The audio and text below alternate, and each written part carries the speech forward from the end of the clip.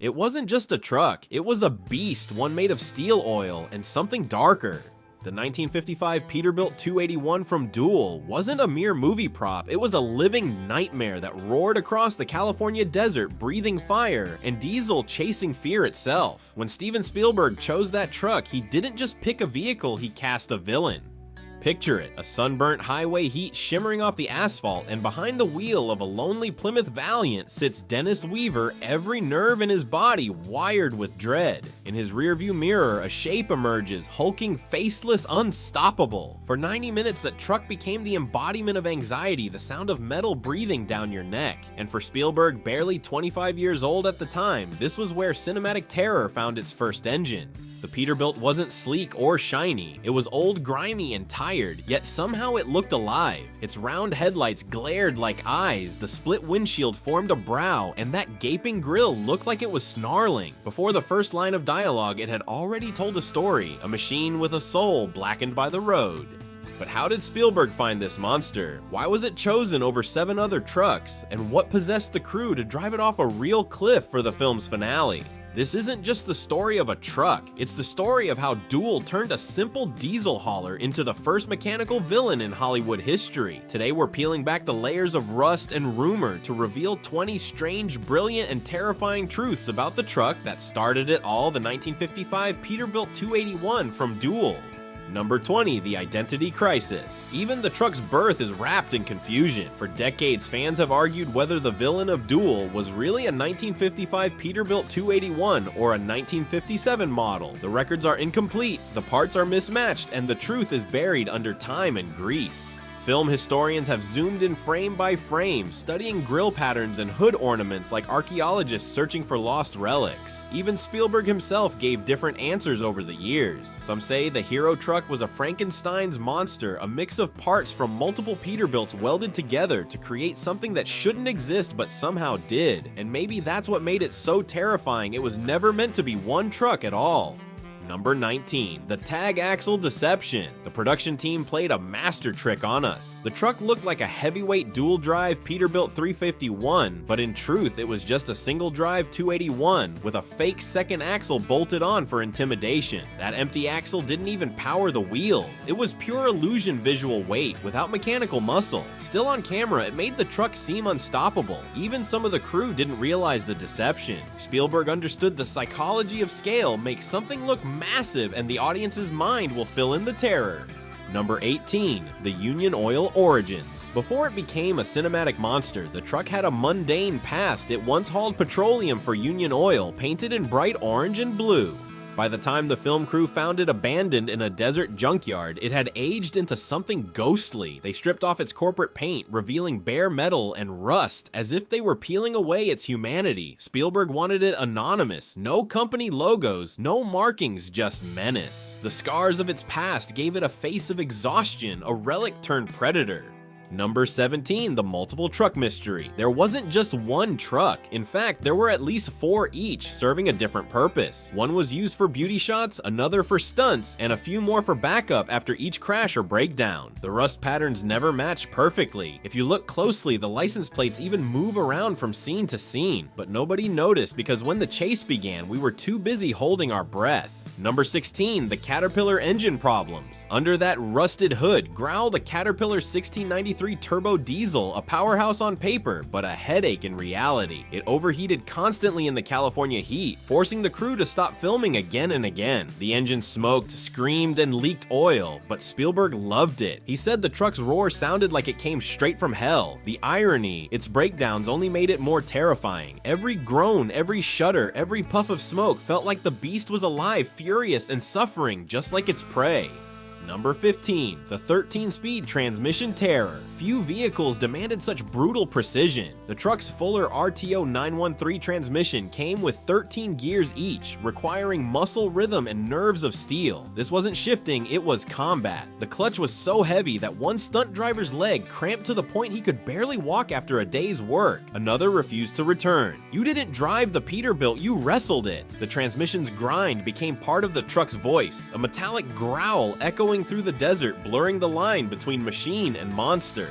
Number 14, The Speed Limit Lie. On screen, the Peterbilt looked unstoppable, overtaking cars, roaring through corners, dominating the road. But in reality, it topped out at barely 70 miles per hour. Spielberg had to cheat speed itself. They shot on downhill slopes, undercranked the film, and slowed the Plymouth just enough to let the beast catch up. Terror, after all, isn't about velocity, it's about inevitability, and Spielberg's genius lay in making a slow-moving truck feel like death in motion. Number 13, The Face of Evil. Spielberg didn't just pick the truck, he sculpted it. He bent the bumper to make it sneer, dulled the chrome to kill any trace of innocence, and angled the headlights like glaring eyes. He walked around it with his hands framing shots, searching for a face. From the front, it looked furious. From the side, predatory. From below, triumphant. He turned a machine into a creature, a mechanical predator designed for cinema.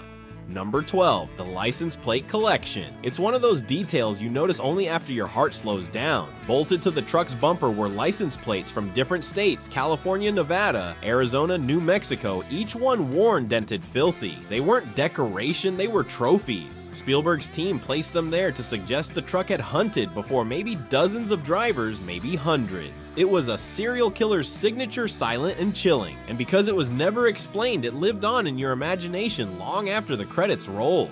Number 11, The Progressive Decay. The Peterbilt got uglier every day on set by design. Spielberg wanted its transformation to mirror its madness. The crew tracked its rot schedule scene by scene: more grime, more rust, more insect corpses mashed into its grill. They even used real blood from a local butcher to stain the fenders. By the film's end, the truck looked diseased, an embodiment of its own corruption. It wasn't just decaying metal, it was madness corroding itself. Number 10, The Mysterious Driver. We never truly see his face, and that's the point. Spielberg made sure of it. The truck wasn't driven by a man, it was driven by intent, an unseen force. In the credits, he's listed only as the truck driver. No name, no past, no identity. Stuntman Kerry Lofton performed most of the driving, but Spielberg often swapped him out with other crew members just to keep the sense of anonymity intact. We catch fleeting glimpses, a hand waving from a window, boots on the ground, a shadow passing through sunlight, but never a full reveal. The truck wasn't a tool, it was a monster, and the driver was merely its heartbeat. That decision to erase the human made the film timelessly terrifying. Number 9, the TV movie Origins. It's almost hard to believe that Duel started as a TV movie shot in just 13 days for less than $500,000. Spielberg was 25, young, ambitious, and broke. The studio didn't even plan a theatrical release. But when early audiences reacted with pure adrenaline, Universal extended it to theaters overseas. To meet the 90-minute runtime requirement, Spielberg shot new scenes with different trucks, creating subtle inconsistencies fans still debate today. But those imperfections became part of its magic, a patchwork of danger stitched together by necessity. From television filler to international phenomenon, Duel became Spielberg's open door to Jaws and beyond. Number 8. The Backup Truck Survivor. While the hero truck died spectacularly in flames, another one lived. A 1960 Peterbilt used for stunt sequences somehow survived the chaos. It worked for years as a real truck before being rediscovered by collectors in the 1990s. Restored to its cinematic decay, rust, grime, and all, it became a relic of Hollywood horror on wheels. People still step aside when they see it on the road, as if instinctively afraid it might chase them too. Number 7, the cliff death scene. No CGI, no miniatures. They drove a real truck off a real cliff once. The location, Vasquez Canyon, became legend. The stunt team rigged a pulley system to steer the vehicle, remotely packed the tanker with diesel and explosives, and let gravity do the rest. When it hit the canyon floor, the explosion was deafening, raw, physical, and final. For years, fans claimed to find pieces of that truck scattered in the desert. Even now, hikers still visit the site like pilgrims, paying respect to cinema's most haunting crash. Number 6, the Audition Process. Before that truck was chosen, Spielberg held a full-on casting call for machines. He tested 7 different trucks, photographing them from every angle, even checking how they looked in a car's rearview mirror. He wanted something that stared back at you. A Freightliner, a Kenworth, and a Mack all auditioned, but none captured the menace of the Peterbilt 281. When Spielberg heard its horn for the first time, he reportedly smiled and said, "That's the sound of fear." He found his villain not in a script, but in steel. Number 5, the primer paint debate. Truck enthusiasts have argued for decades about the true color of Duel's monster. Was it unfinished primer? Was it corroded original paint? Or was it deliberately designed to look like rust had eaten through the years? The truth lies somewhere in between. The art department layered 7 different coats. Gray, red oxide, faded tan, and patches of raw metal to create the illusion of something ancient and malignant. Some panels were left half-stripped, others chemically treated with salt water and acid to accelerate oxidation. The result was a living surface shifting color under every light. It wasn't just a truck, it was a corpse in motion. Even decades later, no one can replicate that texture perfectly. It was Hollywood's most grotesque form of authenticity beauty through corrosion. Number 4, the theatrical extra trucks. When Universal demanded more footage for the theatrical cut, Spielberg had a problem. The original truck was already destroyed, so he brought in new Peterbilts, even a 305-to-1 model with a completely different grille, and tried to disguise them under identical grime and rust. Sharp-eyed fans can spot the swaps, the headlights change shape, the license plates move, the grille patterns shift slightly between shots. But somehow those mistakes only made the truck seem supernatural, as if it could morph and multiply at will. Spielberg later admitted he regretted the additions, but they gave the movie its eerie continuity, a phantom fleet of killers rolling out of the desert mist. Number 3, the Vasquez Canyon mystery. Even the filming location became part of the myth. Was it really Vasquez Canyon Mystery Mesa? No one agrees. The land has changed hands and shapes over the decades' erosion, carving new scars into the cliffside. Some say the original drop was only 40 feet made to look like 100 with camera tricks and lens compression. Whatever the truth, that final plunge remains one of cinema's most visceral deaths. No studio backlot, no safety nets, just earth gravity and destruction caught on film. Today, locals still tell stories of people hiking out there just to feel the ghost of that fall.